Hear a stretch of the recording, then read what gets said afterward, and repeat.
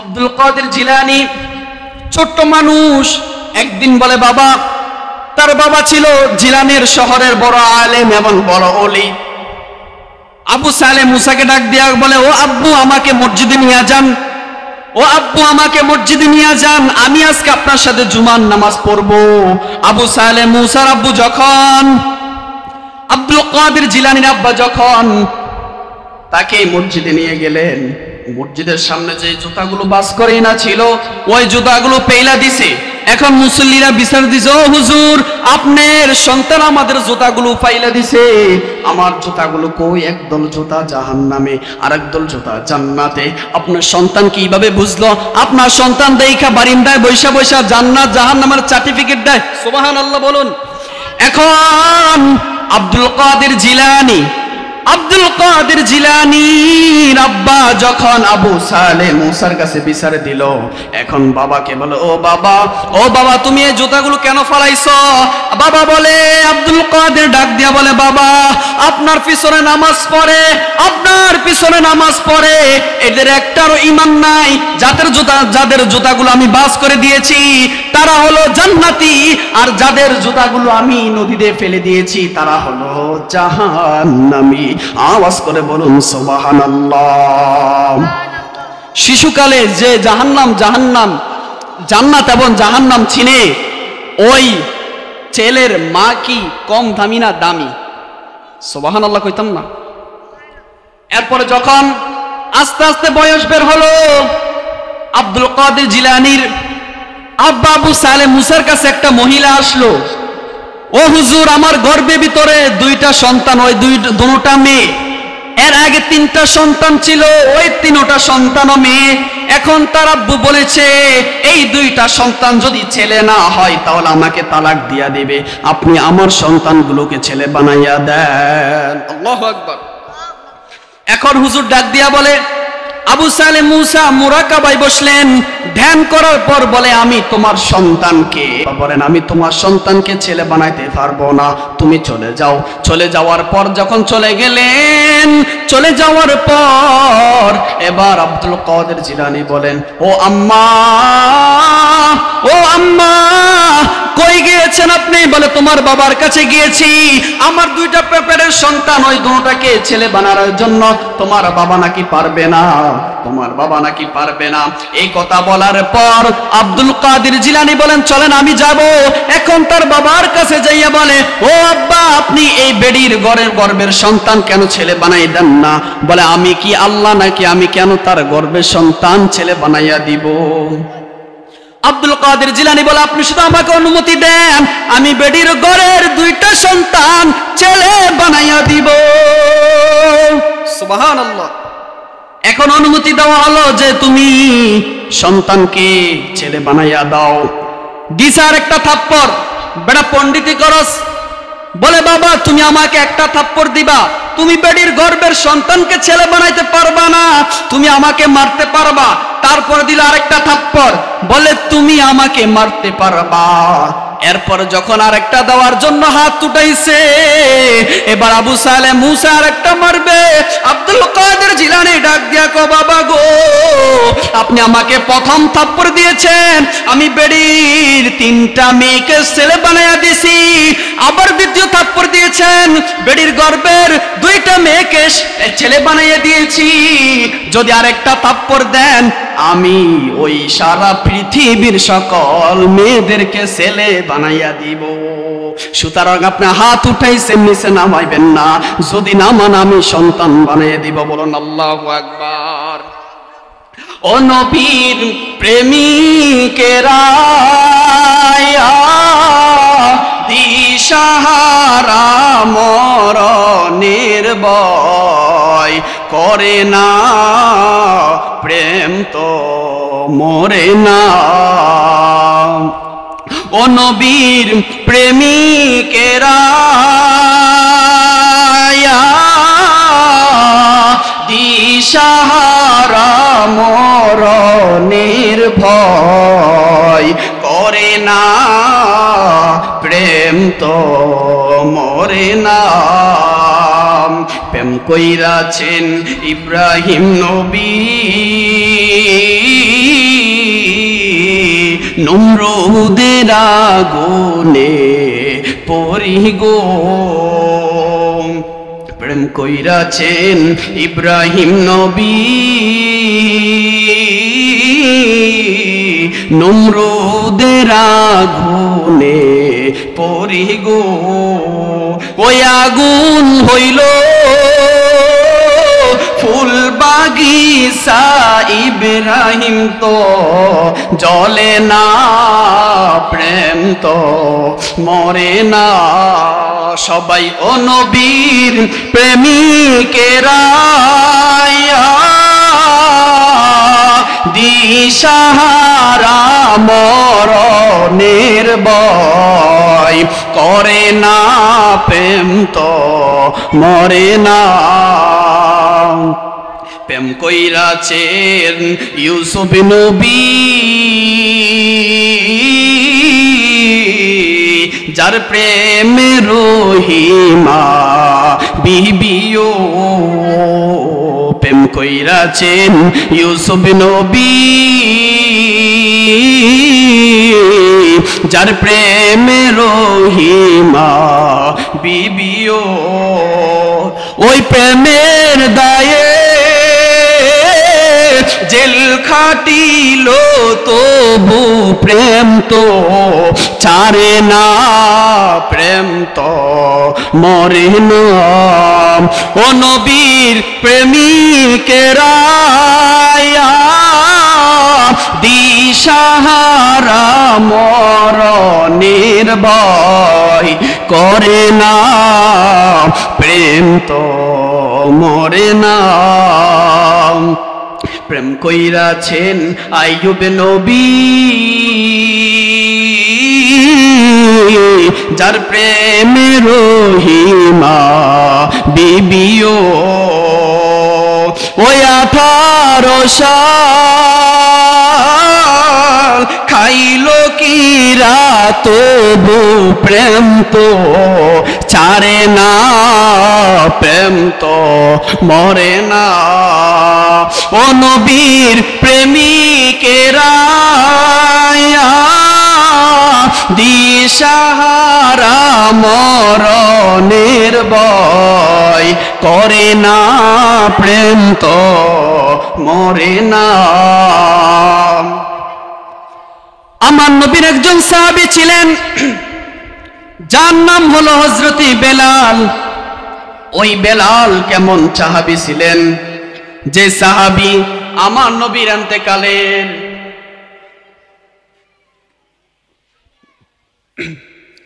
যে সাহাবী আমার নবীজির ইন্তেকালের 6 মাস পর দামেস্ক থেকে আবার মদিনার দিকে রওনা দিলেন। আমার নবী ডাক দিয়া বলো, সাহাবী ও বেলাল, তুমি কি আমাকে ভুইলা গেছো? বেলাল স্বপ্ন যোগে আমার নবীকে ডাক দিয়া বলেন, লাব্বাইকা ইয়া রাসূলুল্লাহ, নবীজি আমি আপনাকে ভুলি নাই, আমি আপনাকে ভুলি নাই, আমি আপনাকে ভুলি নাই। আমার নবী ডাক দিয়া বলেন, ও বেলাল, ও বেলাল, তুমি আমাকে যদি না ভুলো তাহলে কেন তুমি আমি নবীর রওজা জিয়ারত করো না? জোরে জোরে কি আল্লাহু আকবার বলা যাবে না? আমার নবীজির ইন্তেকালের 6 মাস পরে হযরত বেলাল মদিনাতুল মুনাওয়ারায় এসে আমার নবীর রওজার সামনে দাঁড়িয়ে সালাম দেয়, আসসালাতু ওয়াসসালামু আলাইকা ইয়া রাসূলুল্লাহ, আসসালাতু ওয়াসসালামু আলাইকা ইয়া হাবিবাল্লাহ, আসসালাতু ওয়াসসালামু আলাইকা ইয়া শাফিউল মুজনাবিন, আসসালাতু ওয়াসসালামু আলাইকা ইয়া রাহমাতাল লিল আলামিন। ওগো মায়ার নবীজি, আপনি আমি বেলালকে ভুইলা গেলেন নাকি? আপনি কোথায়? আমার নবী বলেন, ও বেলাল, তুমি আমি নবীর রওজার সামনে আসো। বেলাল নবীজির রওজার সামনে আইসা কান্না কান্না করতে করতে অজ্ঞান হয়ে গেল। সকল সাহাবীরা আইসা বলে, বেলাল, ও বেলাল রে, আজকে 6 মাস হয়ে গেল আমার নবীজির কণ্ঠে আজান শুনি না, এবং আমার নবীজির কণ্ঠে আমরা নামাজ পড়তে শুনি না। ও বেলাল, আজকে 6 মাস হয়ে গেল রে, তোমার কণ্ঠের আজান শুনি নাই। একটু আজান দাও, একটু আজান দাও। তুমি আজান দিলে মনে হয় আমার নবী মদিনায় আসবে। তুমি আজান দিলে মনে হয় আমার নবী মদিনায় আসবে। তুমি আজান দিলে মনে হয় আমার নবী মদিনায় আসবে। সুবহানাল্লাহ। বেলাল বলে, ও সাহাবীরা গো, আমি বেলাল আজান দিব না। যে আজান দিলে আমার নবী নামাজে আসতো, ওই আজান দিলে কি আমার নবী নামাজে আসবে? ওই আজান দিলে কি আমার নবী নামাজে আসবে? ওই আজান দিলে কি আমার নবী নামাজে আসবে? এবার ইমাম হাসান হুসাইন, যেই দুইজন সাহাবী জান্নাতের যুবকদের সরদার হবে, ওই দুইজন সাহাবী আয়েশা বলে, ও বেলাল একটু আজান দাও, একটু আজান দাও। তোমার কণ্ঠের আজান 6 মাস শুনি নাই, একটু আজান দাও। তুমি আজান দিলে মনে হয় আমার নানা জান আসবে। বেলাল মিম্বরে দাঁড়াইয়া আল্লাহু আকবার, আল্লাহু আকবার বইলা বইলা আশহাদু আন্না মুহাম্মাদার রাসূলুল্লাহ, আশহাদু আন্না মুহাম্মাদার রাসূলুল্লাহ বলতে যখন দেরি হয়, বেলাল অজ্ঞান হয়ে পড়ল। সকল সাহাবীরা বলে, ও বেলাল তুমি কেন অজ্ঞান হয়ে পড়লা? বলে, আমি যখন আশহাদু আন্না মুহাম্মাদুর রাসূলুল্লাহ বলতেছি, তখন আমার নবীকে আমি মিম্বরে দেখতে পাই। আজকে আশহাদু আন্না মুহাম্মাদুর রাসূলুল্লাহ বলছি, কিন্তু আমার নবীকে আমি দেখি নাই। এখন মদিনায় কান্নারুল হয়ে গেল। বেলাল দামেস্কের দিকে যাইয়া কানতে কানতে বেলাল স্ট্রোক কইরা মারা যায়। নবীর প্রেম ভালোবাসা যার ভিতরে থাকে সে হলো প্রকৃত আশিক রাসূল, ঠিক কিনা? যার ভিতরে নবীর ভালোবাসা নাই, যার ভিতরে নবীর প্রেম নাই, ওই ব্যক্তি কখনো আশিক রাসূল হতে পারে না। আওয়াজ করে বলুন ঠিক কিনা? এই জন্য বলতেছিলাম, বাবা আব্দুল কাদের জিলানী কেমন ওলি ছিলেন? যে আব্দুল কাদের জিলানী মরা মানুষ জিন্দা করত। একদিন এক কবরস্থানের ভিতরে ঢুকে গেল। তার বাবা বলে, ও আব্দুল কাদের, তুমি যে কবরের স্থানে ঢুকেছ, ওই কবর থেকে কি একটা মরা মানুষ জিন্দা করতে পারবা? বলে, বাবা আপনি শুধু বলেন, আমি এই কবর থেকে একজন মরা মানুষ জিন্দা করে দেখাইলে আপনার কি বিশ্বাস হবে? বলে, হ তুমি দেখাও। আব্দুল কাদের জিলানী কুম্বি ইজনিল্লাহ বলতে দেরি হয়, ওই কবর থেকে 40 বছর পুরানো মানুষ দাঁড়াইয়া গেছে। সুবহানাল্লাহ। আব্দুল কাদের জিলানী আব্বা খাইছে শরম। বলে, তুই আমার আগে পণ্ডিতি করস, আমি তোর বাবা হয়ে পারলাম না। বলে, আব্দুল কাদের জিলানী আব্বু ডাক দিয়ে বলে, ও বাবা তুমি কি আরো পারবানি? বলে, এই গুরুস্থানে যত মুর্দার লোক আছে আমি সকলকে জিন্দা করে ফেলবো। বলুন সুবহানাল্লাহ। এ হলো আল্লাহর ওলি, যাদের চেহারার দিকে তাকাইলে আল্লাহর কথা মনে হয়, যাদের চেহারার দিকে তাকাইলে আখিরাতের কথা স্মরণ হয়, তারা হলো আল্লাহর ওলি। হাদিস শরীফে এসেছে, যার ভিতরে 2টা গুণ বেশি থাকবে, 1 নম্বর হলো ঈমান, 2 নম্বর হলো তাকওয়া। যেই ব্যক্তির ভিতরে ঈমান এবং তাকওয়া বেশি থাকবে, ওই লোকটা হলো আল্লাহর ওলি। আওয়াজ করে বলুন সুবহানাল্লাহ। কেমন ওলি ছিলেন? এই জন্য কোন শায়ররা বলেন, ভালোবাসার জায়গা মদিনা, ভালো লাগার জায়গা মদিনা। বলো না ভালোবাসার জায়গা মদিনা, ভালো লাগার জায়গা মদিনা।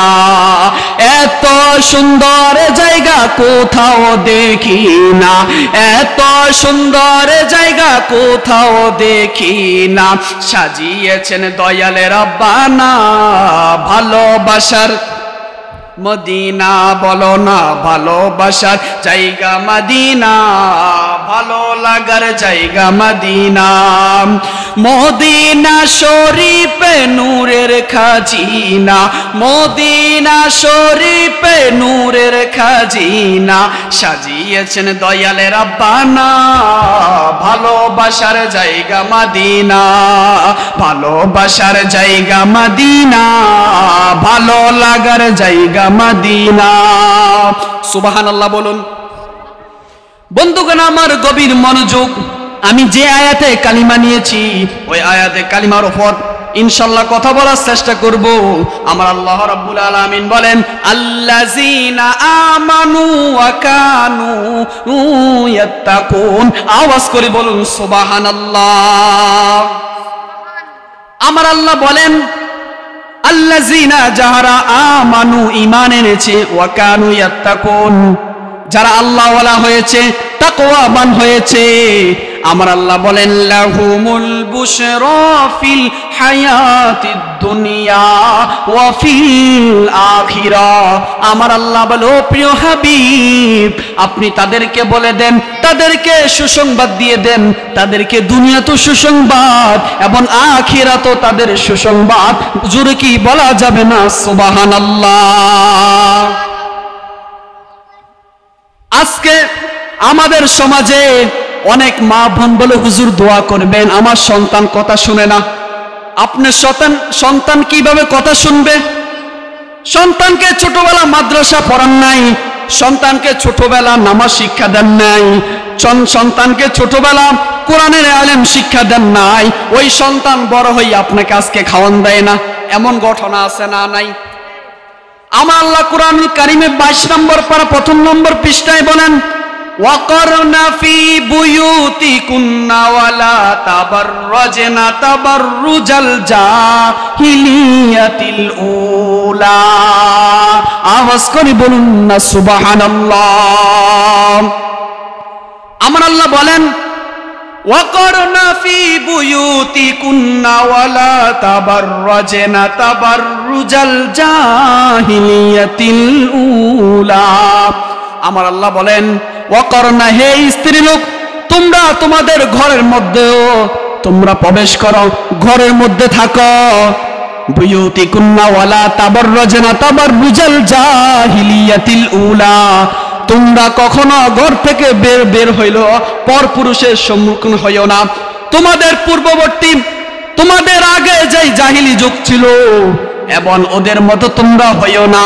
ওয়া আকিমনাস সালাতা ওয়া আতিউনাজ যাকাতা ওয়া আতিউনাল্লাহ ওয়া রাসূল। তোমরা নামাজ পড়ো, তোমরা নামাজ কায়েম করো এবং যাকাত দাও এবং আল্লাহ ও তার রাসূল অনুগত করো। আমার আল্লাহ রাব্বুল আলামিন কি বলেন, আর আজকে আমাদের সমাজে মা বোনরা কি করে? কথা বলুন ঠিক কিনা? অনেক মা বোন রাগ হবেন আমার কথা শুই না, আমি আপনাদের ভালোর জন্য বলেছি। আমার নবী হাদিস শরীফে বলেন 3 শ্রেণীর মহিলা বেশিরভাগ জাহান্নামে যাইবে। 1 নম্বর মহিলা বেশিরভাগ জাহান্নামে যাইবে। প্রিয় দফল্লাবাসী ভালো মতো লক্ষ্য করেন, 3 শ্রেণীর মহিলা বেশিরভাগ জাহান্নামে যাবে। তার কারণ হলো 1 নম্বর, যে মহিলা অকারণে স্বামীর সাথে রাগ করে থাকে। কি করে থাকে? দেখবেন আমাদের সমাজে অনেক মা বোন আছে কিচ্ছু হয় নাই তারপরও স্বামীর সাথে রাগ গড়িয়ে আছে, রাগ করে থাকে। আপনাদের বাসা 2 শ্রেণীর লোক, 2 শ্রেণীর মহিলা হলো যারা স্বামীর কথা মতো চলে না, যারা স্বামীর কথা মতো চলে না মার্কেটে যায়। 3 শ্রেণীর লোক হলো 3 নম্বর মহিলা হলো যারা জাহান্নামে যাইবে। তারা কাপড় চোপড় পিনছে, বোরকা গায়ে দিচ্ছে, তারপর তাদের শরীরের অংশ দেখা যায়। ওই সকল মহিলারা তাবাররুজাল জাহিলিয়াতিল উলা, ওই সকল মহিলারা জাহান্নামে। বলুন নাউজুবিল্লাহ। একদিন আমার নবীজির একজন সাহাবী আব্দুল্লাহ ইবনে মাকতুব রাদিয়াল্লাহু তাআলা আনহু আমার নবীজির দুইজন বিবি এক মজলিসে কথা বলতেছিলেন। ওই সময় আব্দুল্লাহ ইবনে মাকতুম হাজির হয়ে গেলেন। হাজির হওয়ার পর আমার নবী বলে, ও বিবিরা, তোমরা ঘরে যাও, ঘরে ভিতরে যাও। এখন বিবিরা ডাক দিয়া বলে, ইয়া রাসূলুল্লাহ, আব্দুল্লাহ ইবনে মাকতুম তো অন্ধ, চোখে দেখে নাই, আমরা কেন ঘরের ভিতরে যাইব? তিনি তো চোখে দেখে নাই। আমার নবী ডাক দিয়া বলে, ও বিবি, আব্দুল্লাহ ইবনে মাকতুম চোখে দেখে নাই, তুমি তো চোখে দেখো, তোমার পর্দার খেলাফ হবে। আওয়াজ করে বলুন আল্লাহু আকবার। কেমন ওলি ছিলেন! আর আমাদের সমাজে এখন মা বোনেরা রাস্তা দিয়ে হাঁটে, তার শরীরের অংশ বেগানা পুরুষ দেখে দেখে মজা নেই। ওই গর্বে আল্লাহ ওলি হবে নাকি খারাপ সন্তান জন্ম দিবে, খারাপ সন্তান জন্ম হবে। এজন্য আমি প্রিয় দোহল্লাবাসী ভাই বোনদেরকে বলবো, প্রিয় বোন আমার, আপনি এমন ভাবে চলাফেরা করবেন যেন আপনার শরীরের কোনো অংশ কোনো বেপর্দা পুরুষ না দেখে। প্রিয় বোন আমার, আপনি জাহান্নামে যাইবেন, কিভাবে ওই জাহান্নামের আগুন সহ্য করবেন?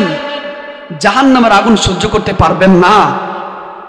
জাহান্নামের আগুন এত ভয়ঙ্কর হবে ওই কিয়ামতের ময়দান।